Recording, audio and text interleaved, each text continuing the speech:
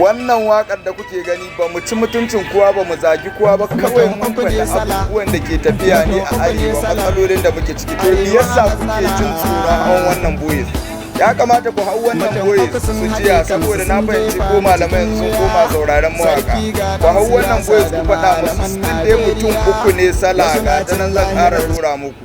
yan uku sun haɗe kansu sun jefa mu cikin wuya sarki ga ɗan siyasa da malaman Najeriya wasu na cin lahirar su tunna a gidajen duniya rai hannun rabbi amma amana gunku a duniya malami sarki da mai siyasa zo zan maku tambaya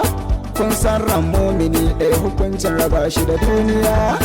an kashe 40-30 in ba yawa ka ji 11 an kashe mai ɗa 8 da mata 4 ya bar duniya an kashe jarumin da kaf a gida shi ke da ɗawainiya zawarawa sun yawa marayu wayo ni duniya an sada kwanciya da mamarsa gaban sauran biya ka azabar kwanciya da yunwa wasu sun bar duniya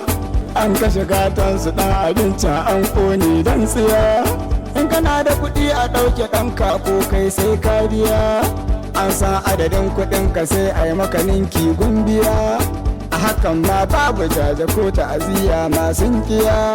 tambayar ita ce ta ya kuke bacci kun je kwanciya malamai ku sanar da su san waye Allah kun jiya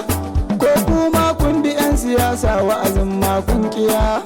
malam aikin ku ne na yau dan wasu sun bar gaskiya kun kau da ido zubar jini bai danun ku gaba daya fitilar ku kun aje mu da ku a duhu muka tafiya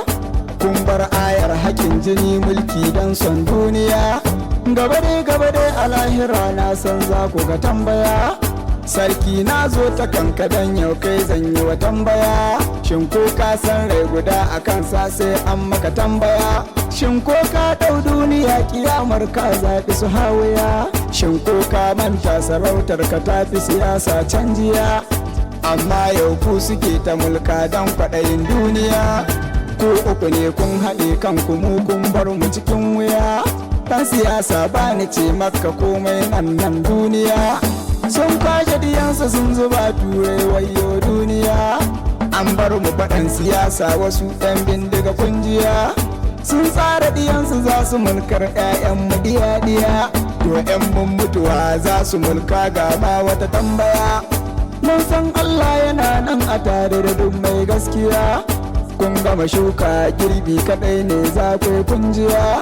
kar ku manta Shafi'u ne mai waƙoƙin Najeriya mutum uku ne salar arewa matsala Shafi'u mai waƙa Katuru